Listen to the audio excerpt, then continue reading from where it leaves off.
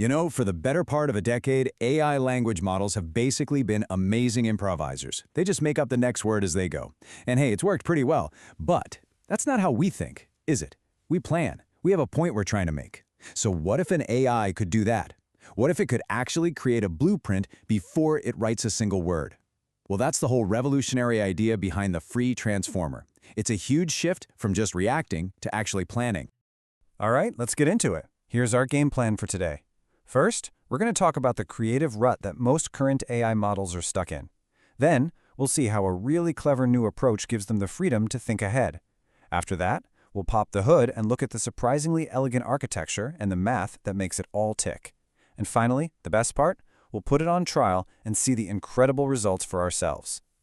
So, to really appreciate how big a deal this is, we first have to understand the fundamental limitation that's, defined language models for years. It's a method that has gotten us incredibly far, but as you're about to see, it's also been holding AI back in a big way.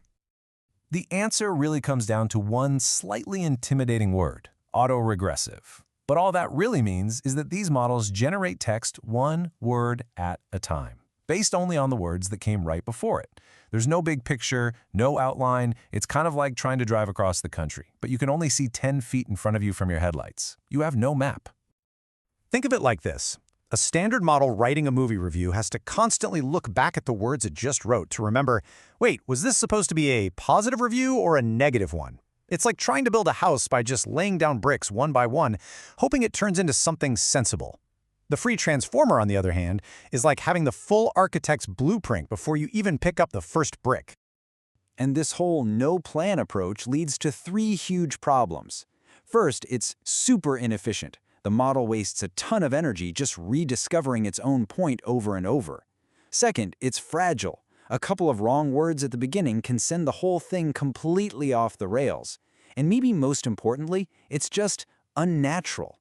The main idea isn't a foundation. It's something that gets pieced together as an afterthought. Okay, so let's get to the solution and see how we can build a better model. The fix here isn't to just scrap the whole thing and start over. It's about giving the existing architecture a powerful new tool, the actual freedom to think ahead. And the big idea here is something called a latent variable, which we're just going to call Z. Now, think of Z as a secret note or a high-level instruction. So for that movie review, Z could be a simple command like generate a positive review. That one little decision made right at the start frees the entire model from having to constantly guess what it's trying to do. So how does this work? Well, the model uses a framework called a variational autoencoder, or VAE, and the best way to think about it is as a coach and player system. During training, the encoder is the coach. It looks at a finished text, say a human-written movie review, and it reverse engineers the plan, the Z, that must have created it. Then you have the decoder. That's the player. The player takes that plan from the coach and learns how to execute on it. Now, here's the kicker. Once training is done, the coach goes home. For actual generation, all the model gets is a plan, Z, and the player just runs the play. So let's take a look at how this is actually built, because the implementation is just surprisingly elegant and super efficient. This isn't some massive, clunky overhaul. It's a really clever, targeted upgrade. And this is where it gets really, really impressive. All of this incredible planning capability, the whole coach and player system, is added for a measly 3.3% increase in computational cost. I mean, think about that. That is a huge leap in intelligence for a tiny, tiny price tag. Okay, so here's the play-by-play of how it works. First, the model reads the beginning of a text to get some context, just like any normal transformer would. But then, right in the middle of the process, a special encoder block jumps in to create the blueprint, our plan Z.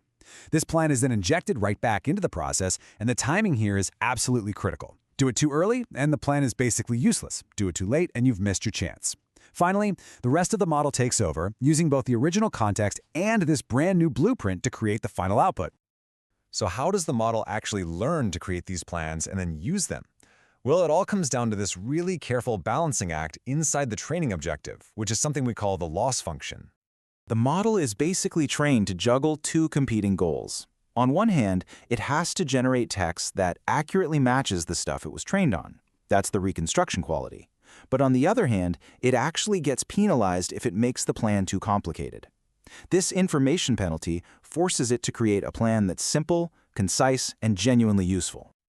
Let's dig in just a little bit here. The reconstruction quality part is pretty standard stuff. It's just checking how well the output matches the target. But the information penalty, that's where the magic happens. It uses a concept called KL divergence to measure how complex the plan Z is. This stops the model from cheating by just, copying the whole answer into the plan. It forces it to make a real summary. And then there's the free bits method, which is a rule that makes sure the model doesn't just ignore the plan altogether. It sets a minimum budget of information that Z has to contain, forcing it to be meaningful every single time. Now check this out. This is a really clever piece of engineering. For every single word, the model has over 65,000 potential plans it could choose from. So how in the world can it search through all of them? The answer is something called the binary mapper. You can think of it like a super efficient search engine just for plans.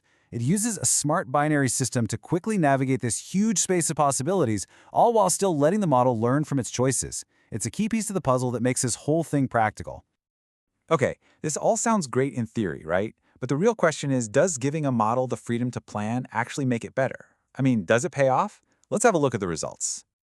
So how do we really know the model is planning and not just, getting lucky? The researchers came up with this brilliant test to find out. They gave the model a simple task: find a pattern hidden in a bunch of noise. And by tweaking that free bits budget we talked about, they could control how much info the plan could hold.